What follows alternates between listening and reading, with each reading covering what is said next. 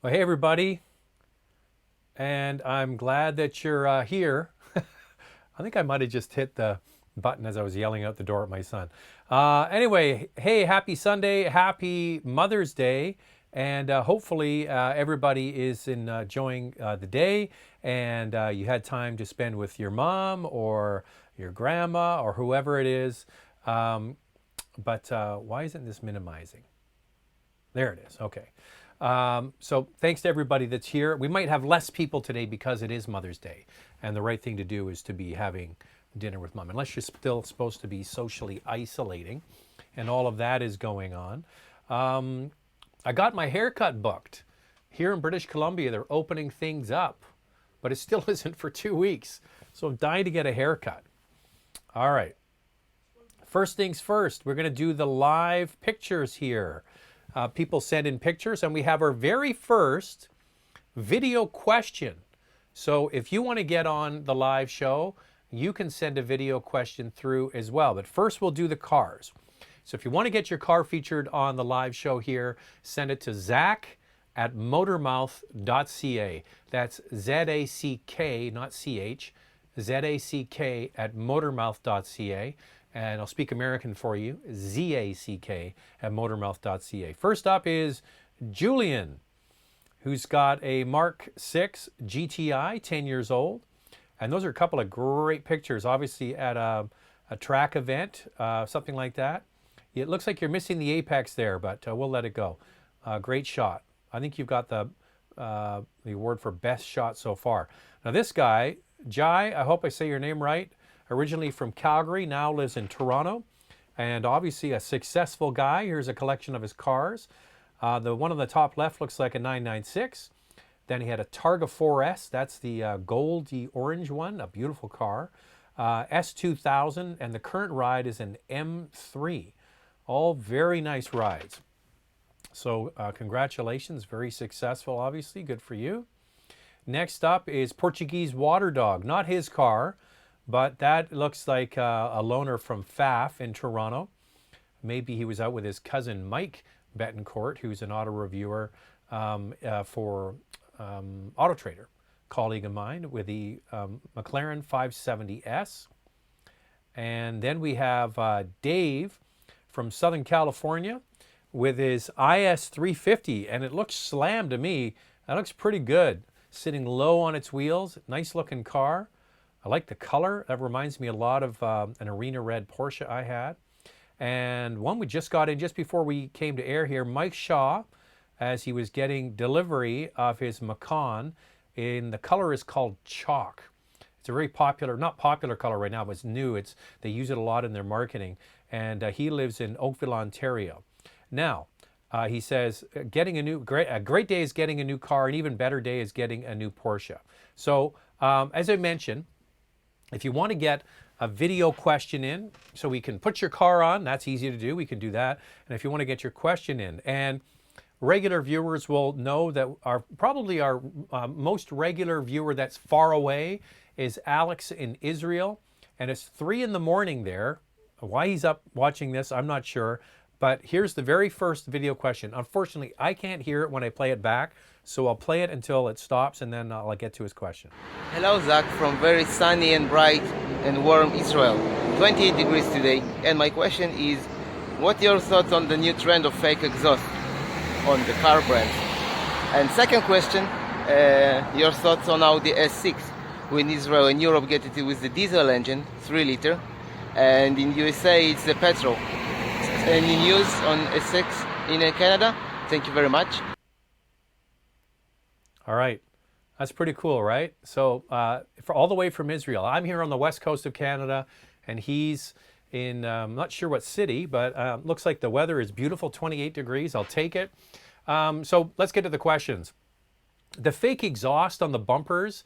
Now, I know a lot of people really go off on this. Alex didn't say one way or the other which one he likes or doesn't like. Doesn't really bother me if it's integrated well and it looks okay.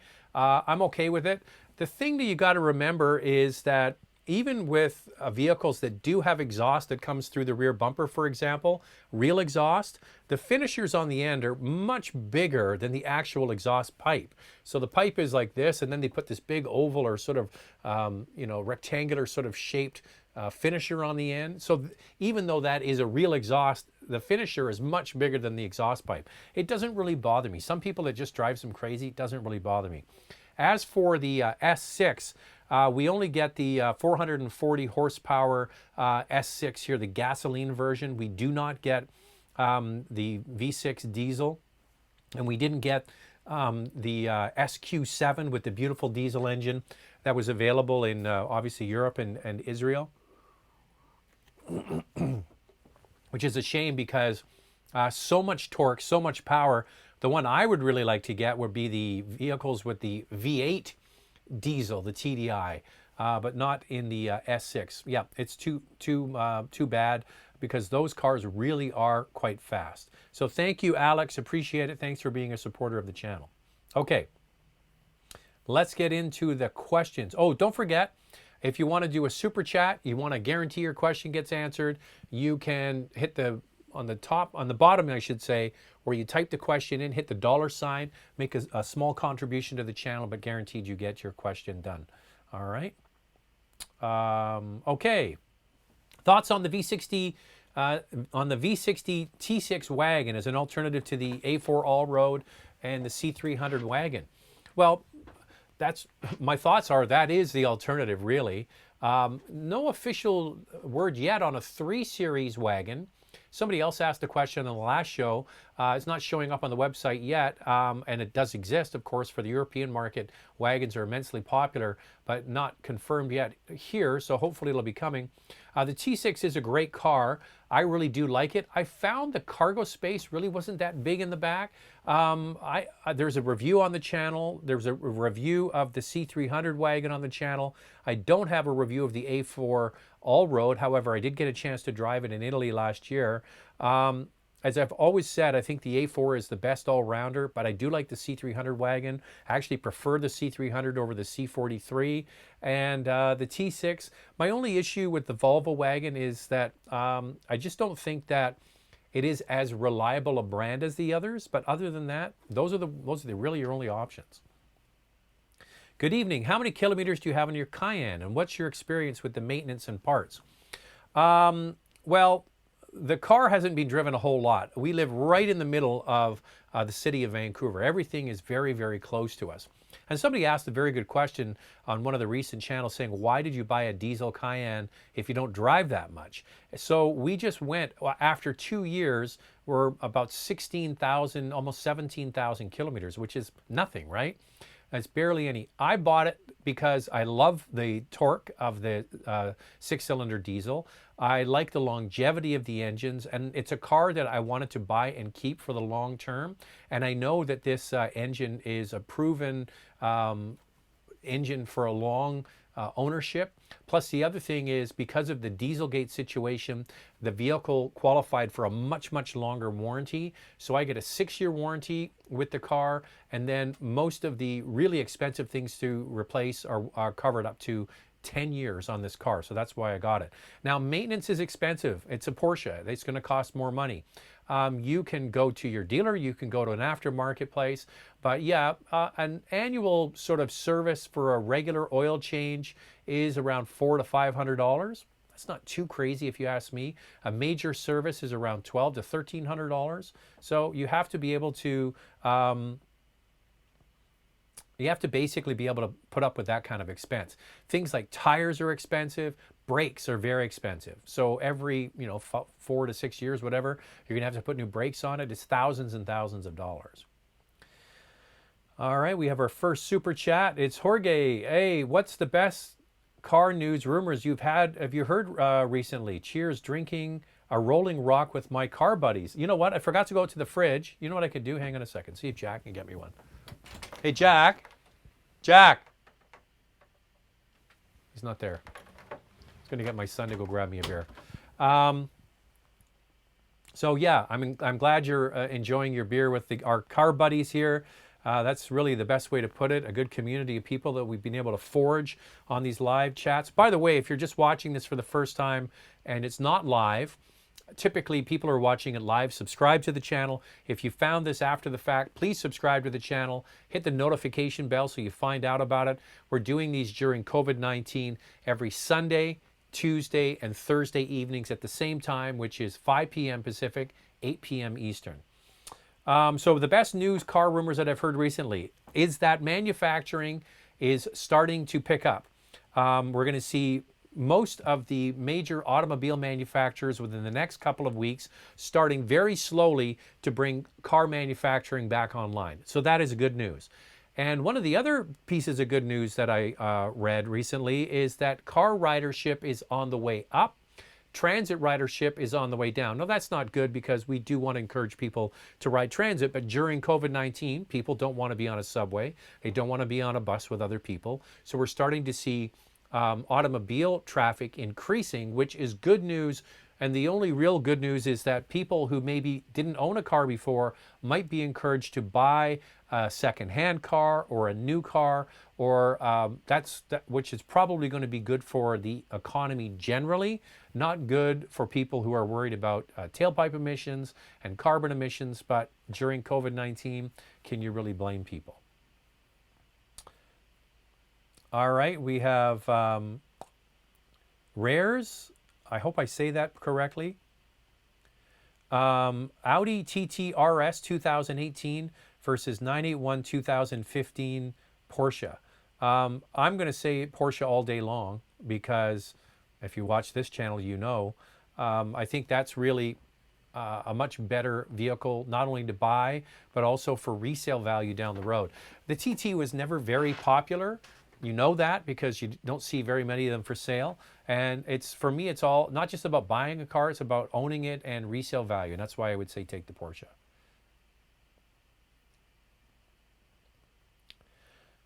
Reports say Mazda are asking banks to lend them an additional $3 billion. I don't see how they can keep pushing out new products unless they go to a joint route with Toyota, apparently heavily in debt. Well, they already are in development with Toyota. Toyota owns part of Mazda, and they do co-develop vehicles, and that probably is the most direct route, is going to be more alliances, maybe not out-and-out mergers and takeovers, but I think things like doing more joint development is certainly the way to go. I just want to remind you, though, $3 billion in automobile terms is not very much money. It costs, for a brand new model, a brand new platform and a model is over $1 billion. So $3 billion is a big number, but in terms of automobile production, manufacturing, distribution, and sales, not a big number. Do you think Mazda will bring back the rotary engine? They are going to bring back the rotary, but in their electric car as a range extender. So they're going to have the rotary engine just spinning at a fixed RPM, very no up and down load. It's just going to be basically a generator on board an electric platform to extend the range. Hey Zach, your comments on the Jaguar I-Pace versus Porsche Taycan. By the way, it's Raul's birthday today. Did I get that right? Happy birthday. And my thoughts on the I-Pace versus the Taycan. I have not driven the I-Pace. I can't even believe I'm saying that. I've sat in it. I've looked at it. But I haven't driven it. I think that the Taycan is definitely the more performance-oriented car. It's certainly much more expensive.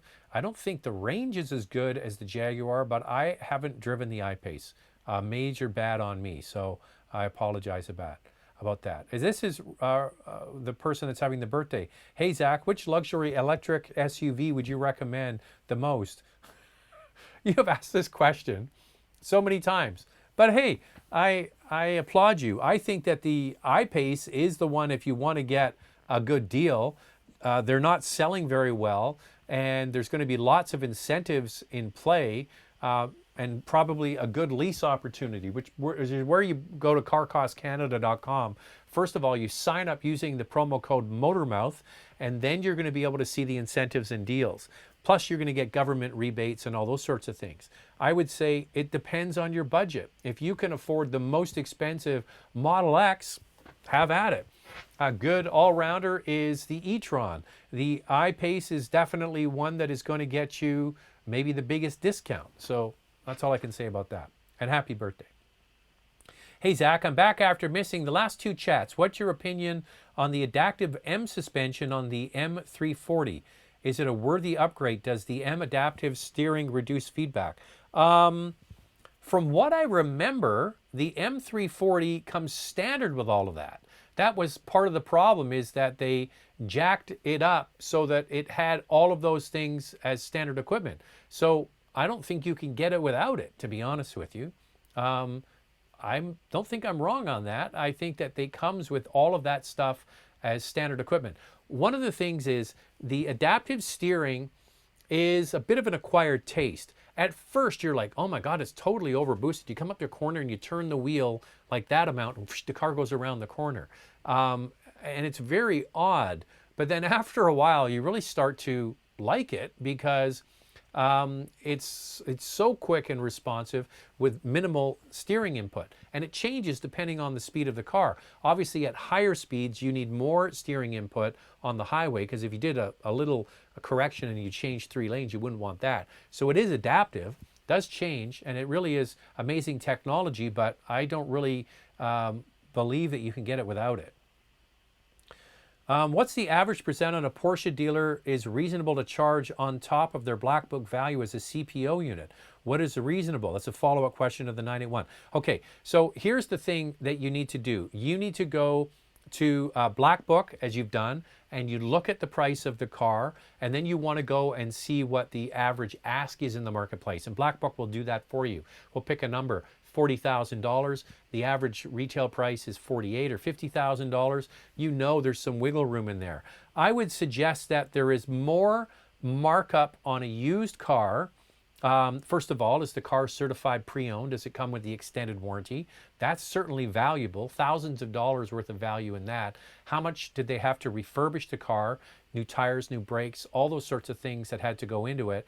So I'm not sure there's a really easy question, the average percentage. I just would look at what you can see out there as the Black Book value, and then what you could see out there as retail, and then sort of work off of that. I don't think there is a percentage that you could really say, because there's too many variables. How much did they have to spend to refurbish the car? I don't really think I have a better answer for you than that. I would just go in, be cheeky. With the economy the way it is, go in there, a couple of $1,000s over the Black Book and see what the answer is. If they laugh you out the door, then you know it's too low. So negotiate. It's all part of negotiation. Sid says, getting lots of super chats tonight. Well, I appreciate that. Hey, Zach, luxury compact SUVs, BMW X3, Q5, Mercedes GLC, Volvo XC60. Priorities are decent range, ride and handling. Which one would you recommend? Well, I've said for many, many years, I think that the Audi Q5 is the best sort of all-rounder. It just does everything really well. It doesn't do anything exceptionally well, but it is comfortable, it is roomy, it's well put together. The infotainment system is pretty good. The X3 is certainly the one that's going to be the handling choice of the bunch. The GLC is now the oldest, so that's something. Is it the GLC oldest? They're about the Q5 and the GLC are about the same age. The XC60, here's the thing is, Sid, if you do not need that amount of space, I encourage you to try 2 vehicles as an alternative. One is the XC40. I think the XC40 isn't that much smaller than the XC60. It's less expensive, and I kind of like it more. And then the Q5 is the same. Q5, if you don't need the extra space side to side, try the Q3. The Q3, in my opinion, is a better vehicle than the Q5. I just think you get a lot more vehicle for your money. So handling would be X3. X5 would be best all-rounder, and I would put the GLC in there as well. The XC60 is okay. I don't love it. I much prefer the XC40. And And the Q3 would definitely be one I would consider. So I'm sorry I can't be luxury. What would you, with ride and handling, I would say handling would be the X3, okay? Charlottetown Spud is here. Charlottetown Spud, thank you very much for being here. So Charlottetown Spud's number 3 in the best names and handles we have. We have DJ Pleasure Seeking Missile. We have a huge Haggis. And we have Charlottetown Spud. And we had Wee Furry Sporn, I think might be number 4. Kia used to have a very numb feel to its steering. Absolutely. However, I hear that it's been improved. Which car brand would you say provides the best steering feel and which offers the worst? Absolutely correct. Kia and Hyundai had terrible numb steering feel in their vehicles with their electric power steering. Was this really imprecise bad. Now it's gotten much, much better. I would say for mechanical, electromechanical steering, Porsche is excellent. I would say that Ford's is actually pretty good. I think especially in the Mustang. The Mustang, in my opinion, has excellent steering feel. And the worst, who is the worst? There's a lot of sort of just generic sort of cars. Like, for example, we have the Qashqai this week. Andrew and I are doing a comparison. And it's just so overly boosted to the point that it's just like sort of mushy when you drive it. It's not imprecise. It's not traveling all over the road, but it's just overly boosted. And that's a trend that I see in the car industry generally to appeal to a mass appeal. Easy to maneuver cars tend to be quite popular with women, and that's why they do it. But any one brand that's really imprecise, well, they used to be the worst offenders, but you're right, they've improved it. Portuguese Water Dog is here. Thanks for sending in your picture. Hey, Zach, what are your thoughts on leasing a used car? I am aware that some dealers do it, but it seems very rare and they do not ever advertise. Seems like it would be a good idea price-wise. Premium brands do it. You can go, I think BMW has, if you look in their used section, you can see their pre-owned, certified pre-owned cars, and they do offer, they used to anyway, a lease opportunity. So it's not that it can't be done, and sometimes you might have to go through independent lease company instead of factory leasing like Honda Finance or Toyota or BMW. You might go to an independent lease company to do that. And the biggest issue is when cars get older and they're used, determining the value of the car as you start to go out 5, 6, 7 years is really, really tricky. The car companies and the guides that look at the value of cars are really quite good at determining the value of cars after 3 or 4 years. But when you start adding on all those extra years, it really can be tricky for them. And that's the main reason why they do that. All right. Just go back to where I was.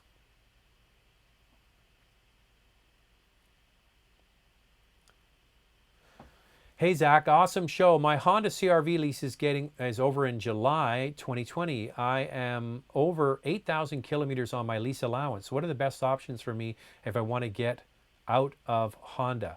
Well, that's tricky. There's a couple of things you could do. Is you could buy the vehicle out and then trade it in, right? Or just pay the penalty. If you actually calculate the amount, 8,000 over isn't probably going to be too crazy expensive. So you might just give the car back and pay the mileage overage. And I'm not sure what you're going to get charged for that. I can't remember what the price is per kilometer, but I mean, if you use the miles, you've depreciated the car more. So you are obligated to pay the difference. And it'll be in your contract, and you'll be able to read that lease information quite easily. So one thing you might want to try, though, does the dealership own another brand? For example, if it's a dealer group, say they have a Honda dealer, they might have a Hyundai dealer, they might have a Toyota dealer, they might have a Nissan dealer. So sometimes you can work with the sales manager, speak to the sales manager and say, hey, like for example, I live in Vancouver, and the biggest dealer network in the country is Dilawri, and they own a lot of dealerships. So if you went to the sales manager and said, can we work with your other store to maybe roll this car into something new, you could probably work with them on that. And trust me, they're going to be more open to these sorts of things because the economy is what it is. So you can either buy the car out and trade it in yourself, or just pay the overage, which probably would be the best thing to do. Hey, Zach, did you hear about the driver in Ontario going 308 kilometers an hour in a Mercedes? Yeah, I saw that. It was all over Facebook today. 308 kilometers an hour. Looked like it was in a C63 Mercedes. Dumb. But impressive, the car can go 308 kilometers an hour. I thought the cars were regulated to not go that fast, but who knows? Jorge, would you ever consider teach the wife the 3-pedal dance? You mentioned in previous... you know what? That might be fun. You know what? Maybe we'll do that. Maybe we'll get a manual press car and we'll do a series teaching Andrea how to drive a manual. That might be good. You know what? I never thought of that. Thanks. That's a good one. Expected launch of 2021 Mercedes S-Class. Yeah, it is coming. I've seen lots of camoed versions of it. You know what it's going to look like? It's going to look like an S-Class. I mean, don't break the mold, right? And it'll be opulent. You know where the last S-Class launch, worldwide launch was? It was in Toronto. And it was one of the first times, I think, that Mercedes had a worldwide launch for a car in Canada. And we were at the Four Seasons Hotel in Yorkville, and then we drove up to Cottage Country and went to a beautiful big cottage. It was very Mercedes. Looking for our next car, considering a Cayenne, Q7, GLE, and X5. The car is being leased. Our biggest factor is value.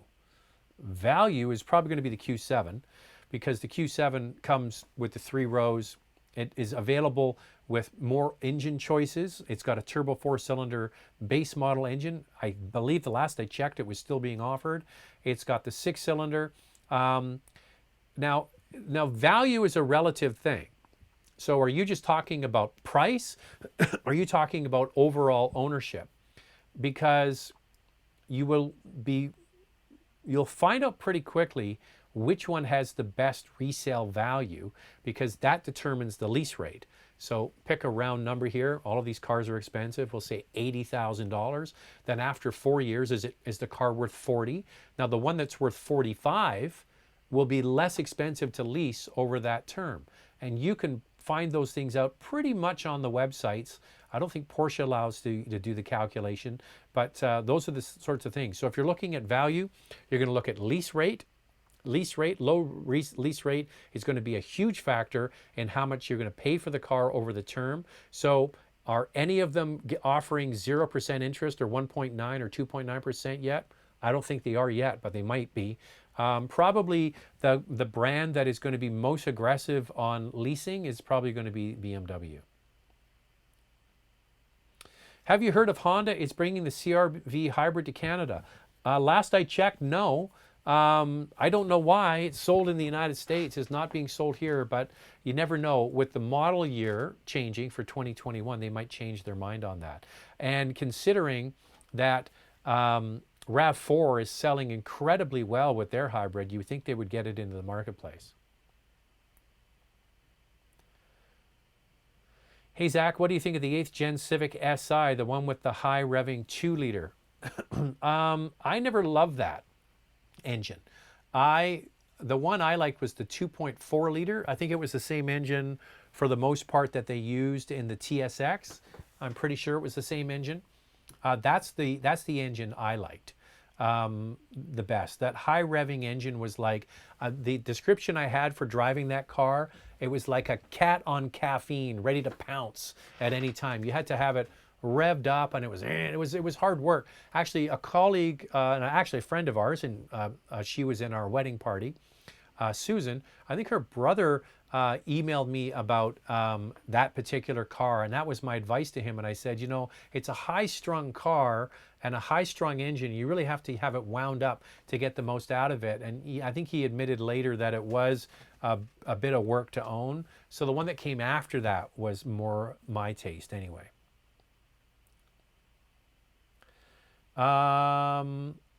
Keep up the good work, Zach, and thanks for the advice on Camry XSE 2018 model year the other day. Well, good. I wonder if you bought it, or are you going to get one? Now that Toyota has the Supra and Nissan working on a 350 Z or Z, do you know if Honda is working on bringing back the S2000? I don't know. There's lots of speculation and things. I mean, nobody really knows until it's confirmed. There could be lots of rampant speculation out there, but I don't know anything hard and fast. Howie M says, fake exhaust is a deal breaker. So that's back to the question we got from Alex in Israel. It depends how it's executed. It's not a deal killer for me, but for some people it is. Hey, Zach, great to see you again. Just want to share with you and all viewers that our new family, very exciting news. Just ordered a 2020 A4 All-Road Technique. Long wait time, 3 months. Wow, good. I like that car a lot. I drove it, as I mentioned, in Italy. Went to the A4 launch, and we were in Bolzano, Italy, up in northern Italy in the Tyrol region next to Austria and Switzerland. And this very region that got hit heavily by the COVID-19. What a beautiful part of the world. My God, if you want to, I can't imagine what it's like in the winter because it's famous for the skiing. But we get to drive the A4 there and the A4 All-Road. And it was such a crazy day. The video is online, the latest A4 video, that I didn't have time to do one on the All-Road. I barely had enough time to do the regular A4 video. But I really enjoyed it. And if it was me and between the two, that's the one I would get. What foreign car model do you think, if introduced into the Canadian market, would be a hit with buyers? Last live chat, you mentioned VW TRoc. Any others that come to mind? Well, I think the TRoc would be a hit. That would be a huge hit for Volkswagen. So that's a very good choice. Off the top of my head, I'm trying to think of some. It's hard to remember cars off the top of my head. If you see them, you go, oh yeah. But there's a lot of there's a few European cars that we don't get here that I think look good. Like there's some Peugeots I think are really quite sleek looking cars and I think would probably be interesting for people here. I just don't think there's much of a business case for them to bring those cars here. TRoc is a good example. I think, you know, a lot of the engine choices we just don't get here. Somebody asked about, actually Alex asked about the S6 earlier. And you just look at the variation of models that they get in other parts of the world that we just don't get here. And we get sort of like one model and that's it. I think some car brands would be better suited to bring more versions in. Hey, Zach from Ontario, thanks again for your advice on the ownership of your Audi A7 TDI. I'm here thinking about a few options for a new car. I currently have an 04 TSX, great car, with almost 400,000 kilometers and it won't die. It won't. That's a great engine. That 200 horsepower engine, that I believe was the engine that ended up in the SI. It just will go on forever. And yeah, good for you. A7 TDI is a beautiful car. That is a nice car. My Josh is back. Hey Josh, it was good to have your car on. We got Josh's picture of his Infiniti on here. My friend's dad has a 2020 Jag XKR and tells me it's worth only $40,000. Sounds cheap for such a fun car and will surely go up in value. Not sure it's going to go up in value. There was an old joke in the car business is what's the fastest way to turn $100,000 into $40,000? You buy a Jaguar. And that is still true to a certain extent. That's a high performance version of that car and a beautiful looking car. Wouldn't be my choice for long-term ownership and reliability. It will go up in value one day, but you probably would have to wait quite a long time. And you know the old saying I use here about expensive import cars is the bigger they are, the harder they fall. So that was a very expensive car and it will have to depreciate a lot before it'll start to go up again. Love the driving dynamics of my TSX. So this is the person that had the almost 400,000 K. What midsize do you recommend? Must look good, drive well, and accommodate my 6-year-old. I'm a single myself. You know what? If you want something that's maybe a little bit bigger, sort of in the same family, give the Honda Accord 2-liter tri, okay? And it is available with a manual transmission if you do that, and the 10-speed automatic. So that would be one, if you want to sort of stay in that Honda family, that is certainly a nice car. And not the 1.5 liter, the 2-liter.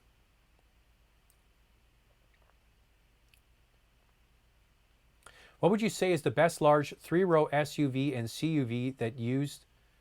What would you say is the best large 3-row SUV or CUV that's used is the best choice to get?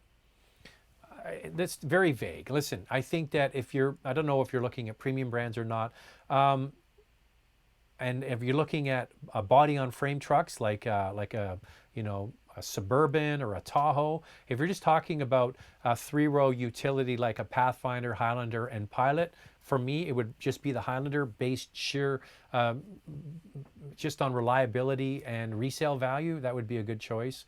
A Pilot would be good there as well. One that might be able to get a good deal on if you're going to tow would be a Durango. Nissan should bring back the Xterra to revamp the brand. There's a lot of things that they just did that were weird at Nissan. They just let a lot of cars just die on the vine. It's just crazy. Sentra's one, Frontier is another, Xterra is another. What other vehicle was I thinking about Nissan? They just kind of never, the 370, they never updated it. They just left it way too long.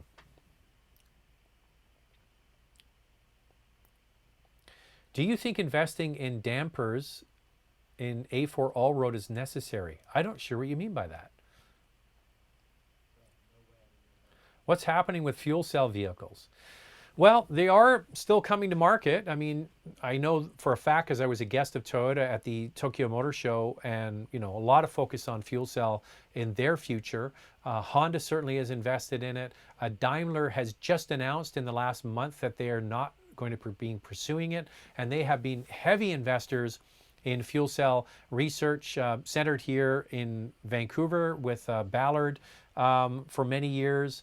Ford was invested with them as well. I think that we're going to probably see just 1 or 2 or 3 companies push forward with the technology. Having had a chance to drive, fuel cell vehicles and fill one up recently, we did a video on the Mirai, and I can see maybe not so much initially for passenger cars, but I could imagine, if you had a fleet of vans, for example, or small delivery vans, like less than 5 tons, and you could have a fuel cell on board and you could fill them up quickly in the morning and then drive them all day, but have 0 emissions. There's something for that. I just don't think that it's ready for prime time in a big way. But these manufacturers have invested in it and certainly believe that the long-term play isn't electric, it's fuel cell. Thanks, you have been watching is a pretty cool handle. Hey, Zach, do you always get a great deal on a vehicle? Do the sales staff recognize you and don't even bother playing the game? I don't get a great deal on a car. I got to be honest with you. Whenever I've bought cars, I've gotten a little bit of a deal, but not much. One car we bought was when we got married and bought this house. Andrea was working in sales for Pepsi, and she used to have a van that had Pepsi down the side, and then they decided to get rid of those and get people to lease their own vehicle and then pay them an allowance. And we bought a Honda Accord from Honda, their press fleet. It was like the car I would test drive, and it was sold to the dealer, and then we got it. And the woman said, you got a really, really good deal on the car. But it was a used car. It had 5,000 kilometers on it. It wasn't like the top model or anything. So we did get a pretty good deal on that. Our Cayenne, we didn't get really any spectacular deal on it. There was a discount on our car because it was one of the diesel cars, but that came from Porsche for all of them. And the dealer did me a favor by throwing on a new set of tires, and that's really all I got. No big discount, to be honest with you. Zach doesn't, and they do recognize me. The one thing I will say when I go to dealerships and I'm there is I get treated very nicely. So probably that's a major advantage, that they're not going to monkey around. I actually had one guy said, you know too much, so I'm not going to try and pull the wool over your eyes. The one thing I always say is, I'm not paying any service, I'm not paying any documentation fees, right? And they go, yeah, okay. There you go. That's something you can do yourself. Just tell them right up front, I'm not paying documentation fees. Hey, Zach, do you think it'd be great to get a rough estimate on yearly costs of ownership and new car reviews? Just the list price doesn't disclose the whole story. Well, you can easily look this up. If you're just talking about fuel, then fuel can be easily calculated. It's not that hard. You can look up the government fuel economy sticker and it gives you an average yearly cost for running that vehicle. How much is your insurance? Well, I don't know. It depends on where you live. Depends on your driving history, all those sorts of things. There's just too many factors that go into it. How much do you drive? How hard are you on the car? I don't think that's really a rough estimate of yearly cost of ownership in a new car. I mean, you can look up things like what is a service. That stuff you can all look up yourself. Too many variables. Hey, Zach, it's a shame that we're not getting an Audi Avant, but the A4 Allroad. That's true. RS6 is too pricey. Will Audi bring the Avant models back one day?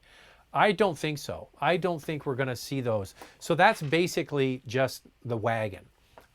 We've seen other brands just ditch it altogether. Like Subaru used to have the Legacy wagon, and they used to have the Outback, and they used to sell them together. I called one the dress shoe and the other one the running shoe, and they just got rid of the regular one altogether.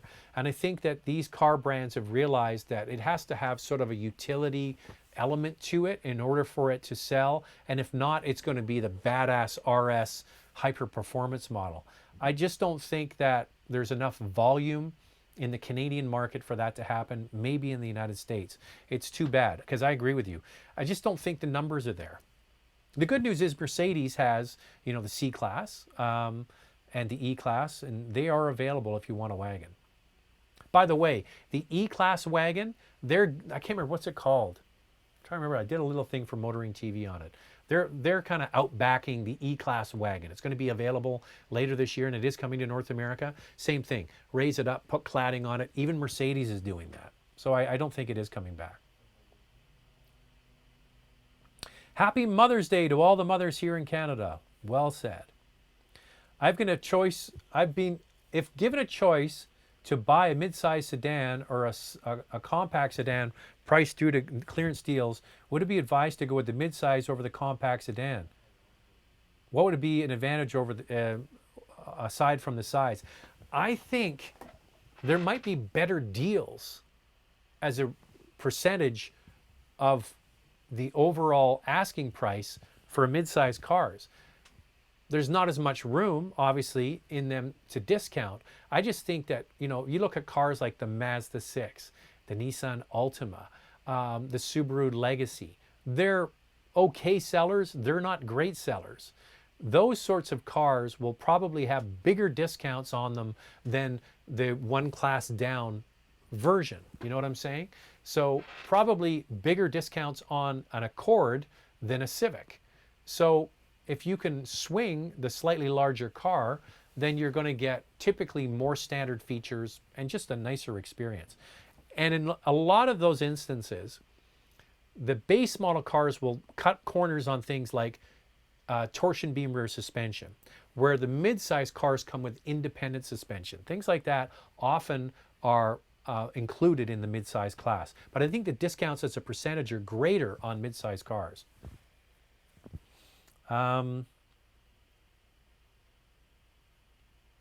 Hey Zach, I'm in the market for a Hyundai Ioniq from Hyundai.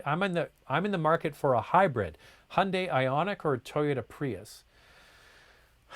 You know, I say hybrid, you say Toyota. I mean, Toyota is so synonymous with hybrid technology, and they have proven themselves for 20 years. They have incredible reliability and amazing resale value. I ask you, why wouldn't you go with a Prius? The Ioniq's nothing wrong with it. I think the interior is nicer, maybe more appealing on the outside, but a Prius is a Prius all day long, and it's pretty hard to argue with that.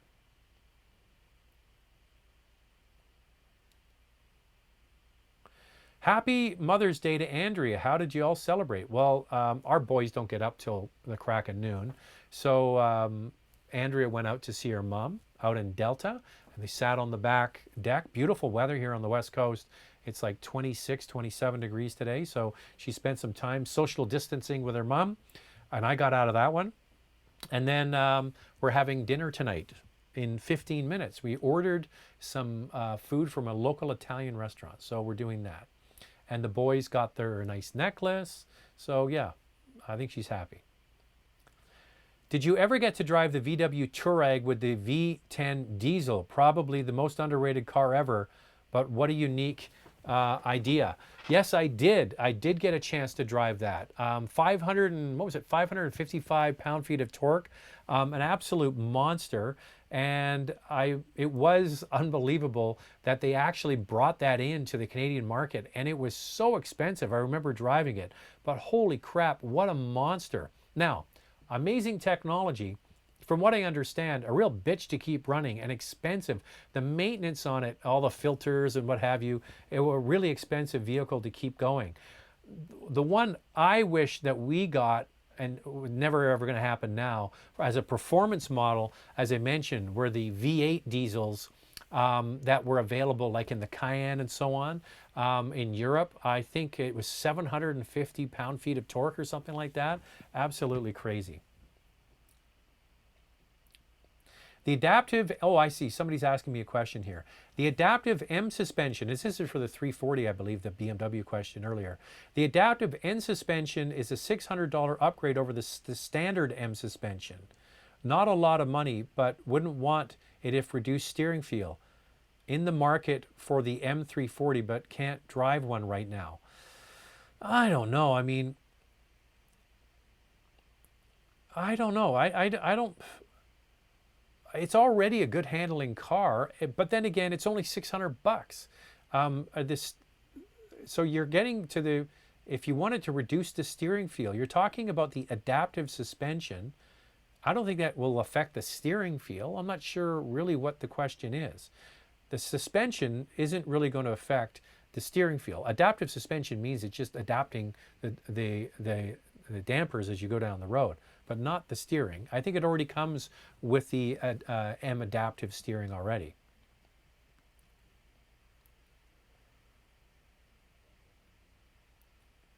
Jason Churchill. Oh, sorry, it jumped on me here. Sorry about that. I certainly did. What are your thoughts on the 2020 Corvette C8? Will this car hold its value? It is a GM. I don't know. I think that initially, yeah, it's going to hold its value. There's going to be more demand than supply initially, especially now because they had to they basically got the factory going for 2 weeks and then shut everything down. But yeah, it's a car that was long anticipated and does deliver on the value proposition that they promised. I mean, it's a lot of car for the money. For me, it doesn't feel like a supercar. It just feels like a very, well done mid-engine car for the price. Who knows in the long run how it's going to hold its value. If there's a lot of demand for the car, it probably will be good, but I don't know. Look at one of those value guides to see. I'm born and raised in Vancouver. Curious to see how your experience was living in London, Ontario. I spent a few years working out there and it was such a great little city. Have you been back since? I have only been back to London, Ontario twice, I think. Twice since I left there in 1991. So I grew up in Toronto and I went to school in London at Fanshawe College for 2 years. And then I started working in London, Ontario in radio for an additional 5 years. So I spent 7 years there altogether. And then I packed up my Toyota Celica GT and drove across the country by myself in 3 days here to Vancouver in 1991 to help put on Z95, the radio station here in Vancouver. Back then, as one of the original Z crew. I arrived and it was 1 or 2 days later, we flicked the switch and put the brand new radio station on the air. Now, some of you might remember that era. Many of you won't. But I liked my time in London, Ontario. I was thinking about this the other day. when you're in the middle of, especially your 20s, you're always wanting to fast track to the next thing. So when I was in London, Ontario, I knew I didn't want to stay in London, Ontario. So I grew up in Toronto. I'm a big city kid. I wanted to move to Vancouver, Toronto. That was my goal in radio, which is where I started. So my focus was just on, I got to get to a major market to get on the radio in one of the big cities. London was fine. It was a 2-hour drive from Toronto, and I don't know how many times I've driven up and down the 401. But I can tell you that now, after all of these years, like 30 years has almost passed, I kind of look back and think I shouldn't have wished that time away, because it really was a nice city. I did have a good life. I got to experience so many great things, and yeah, it was fun.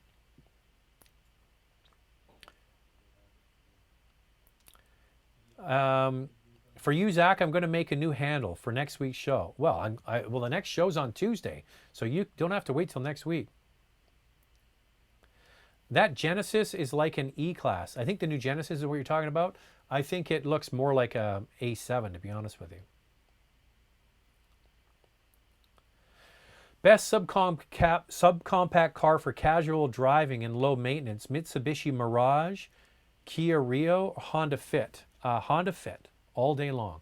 The Fit is an amazing little car, and Kia Rio would be my second favorite. So my answer is always the same. If you can afford the Fit because it's more expensive, then buy the Fit. You won't be disappointed. If you can't afford the Fit, then the Rio is the best car in the class. But the Fit is just a marvel of interior design with the magic seats, the flip and fold. You fold all those seats down, it's like a little minivan. If you can drive manual, it'll be way more fun. It will be way more fun. But that's what I would suggest. Honda Fit, Kia Rio, and Mirage, no. I wouldn't suggest that for fun.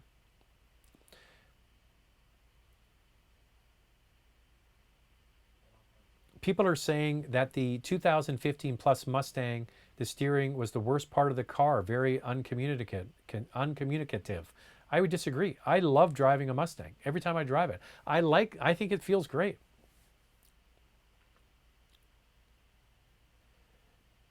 Mercedes-Benz G-Class better than a Jeep Wrangler.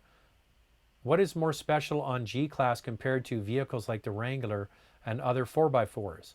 It's first of all, it is a purpose-built off-road truck, even though they're prestige luxury wagons now that get driven to Holt Renfrew and the mall. But when asked, it probably is the most capable off-road vehicle because it has 3 locking differentials. Now, with the center lock, rear lock, and front lock, it will just climb slowly over pretty much everything. And it's a body-on-frame design. It has a lot of articulation in the suspension and just is designed to do a lot of things really, really well. Now, I would put a Jeep Rubicon, a Wrangler Rubicon, up against it, and for a fraction of the price, it will be able to do pretty much the same thing, maybe even tie it in terms of what it's capable of doing. But considering what it costs compared to the G-Wagon, it seems like the deal, right? And the Land Rover products are also capable. I would say that the G-Wagon, because it's still a body-on-frame design, probably is more assertive for going real off-roading.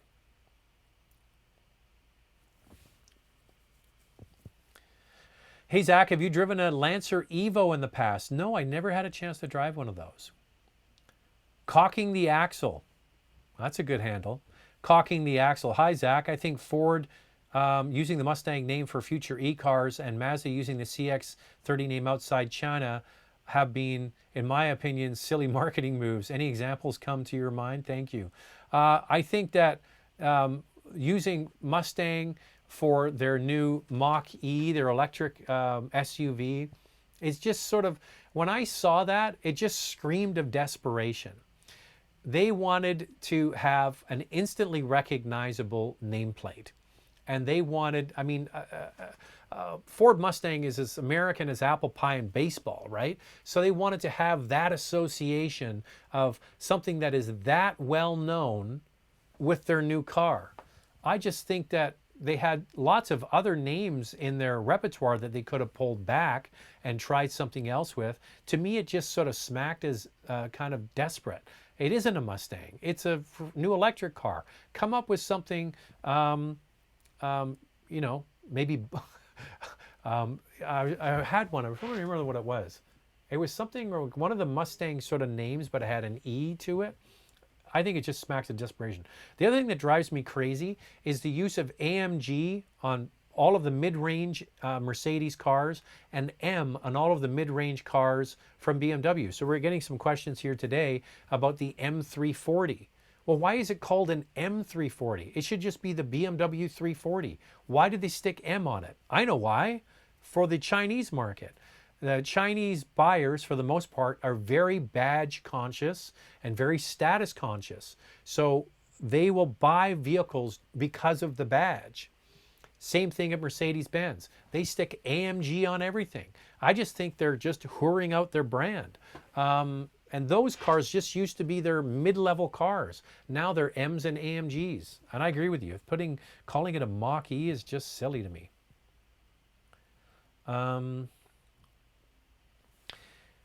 Hey Zach, I had my 2020 car for 6 months. Manual says oil change in 6 months or 6,000 kilometers. I'm at 4,500. Should I bring it in for maintenance or wait? I'm currently driving it every day. Thank you. No, you should wait until you drive it to 6,000 kilometers. What some people don't realize is when the car is first sold to you, they put an additive. I'm not sure if this is the case for all brands, but I found this out from my mechanic that they put in an additive into the oil that actually gives a little bit of grit to help seat the pistons.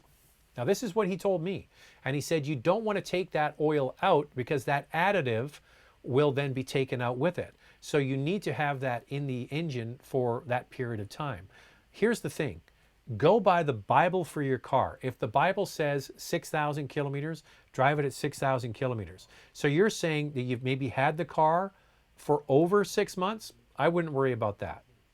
I would just drive it to the 6,000 kilometers and then change the oil then, especially if it's the first oil that was in the car. From what I've been told from my mechanic, that special additives are put in. And when I say that it has abrasives in it, I'm being very general here. There's something that's in the oil that helps the pistons seat into the engine.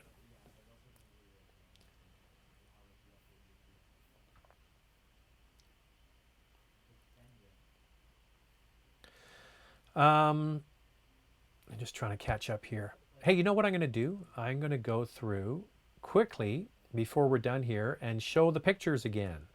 This is Julian with his GTI, Mark 6 GTI. He's had it for 10 years, loves it, great pictures. Obviously a track day. Then we have Jai from Toronto, 2 Porsches he's owned. Originally from Calgary, now lives in Toronto. It looks like a 996 there in the top left. And then a Targa 4S, an S2000, and then an M3. Pretty sweet rides. I like your taste, brother. Then Portuguese Water Dog with the McLaren 570S. Then we have David from Southern California with his IS350. Looks slammed down, looks pretty sweet. And then we have Mike Shaw from Oakville with his Macan in the chalk color, which is a new color. All right, you know what? I just realized we're at almost an hour. It is Mother's Day. It's coming up on 6 o'clock here on the West Coast. And because of that, I need to kind of get off here because I don't want to be in the doghouse, if you know what I mean. So thanks to everybody. Enjoy the rest of your Sunday. We'll be back on Tuesday. If you want to get your picture in, zach@motormouth.ca. And if you want to send a video in like Alex did, zach@motormouth.ca, Z-A-C-K or Z-A-C-K. Get your questions in. Enjoy the rest of your weekend. I'll talk to you then. Bye now.